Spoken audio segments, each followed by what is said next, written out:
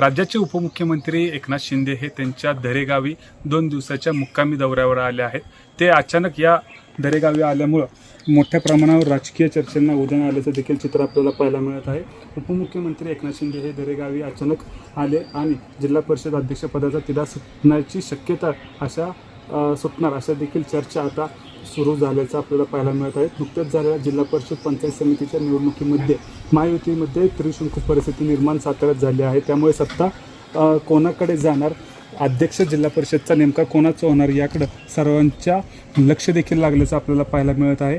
जर पाहायला गेलं तर जिल्हा परिषदच्या निवडणुकीमध्ये भारतीय जनता पार्टीला 27 जागा मिळाल्या आहेत, तर राष्ट्रवादीला 20 आणि शिवसेनेला 15 अशा जागांची सत्ता मिळाल्याचं देखील पाहायला मिळते। एकंदरीत जर बघायला गेलं तर 33 जागा ह्या बहुमताचा आकडा कोणत्याही पक्षाला पार करता आला नसला तरी या ठिकाणी राष्ट्रवादी आणि शिवसेना या दोन्हीही एकत्र येऊन सत्ता स्थापन करणार अशा देखील चर्चा आता सुरू झाल्या आहेत। एकंदरीत जर पाहायला गेलं तर मोठ्या प्रमाणावर राष्ट्रवादी आणि शिवसेना एकत्र येत सत्ता स्थापन करतील अशी देखील चर्चा काही दिवसांपासून साताऱ्यात सुरू झाल्याचं पाहायला मिळत आहे।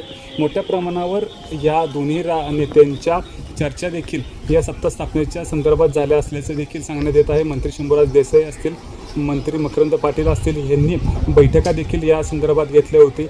औपचारिकता बैठक देखील त्यांची एका पंचतारांकित हॉटेलमध्ये देखील झाली होती। त्यानंतर मुंबईमध्ये देखील उपमुख्यमंत्री एकनाथ शिंदे यांची देखील भेट मकरंद पाटील यांनी घेतल्याचं सूत्रांकडून माहिती मिळत आहे। त्यामुळं सातारा सत्ता स्थापनेच्या संदर्भात नेमकं कोण या ठिकाणी सत्ता स्थापन करणार, कोणासोबत सत्ता स्थापन करणार अशा विविध चर्चा आता साताऱ्यात सुरू झाल्या आहेत। आणि अचानक एकनाथ शिंदे हे दरेगावी आल्यामुळं ह्या ज्या चर्चा सुरू झाल्या आहेत की सत्ता राष्ट्रवादी आणि शिवसेना स्थापन करणार का, याचा तिढा जो कायम राहिला आहे हा एकनाथ शिंदे सोडवणार का, अशा अनेक विविध चर्चा आता सुरू झाल्या आहेत। त्यामुळं नेमकं एकनाथ शिंदेंचा दौरा हा सत्कारणी ठरणार का हे देखील पाहणं तितकंच महत्त्वाचं ठरणार आहे। कॅमेरामन ओमकारसह वैभव बोडके, एबीपी माझा, सातारा।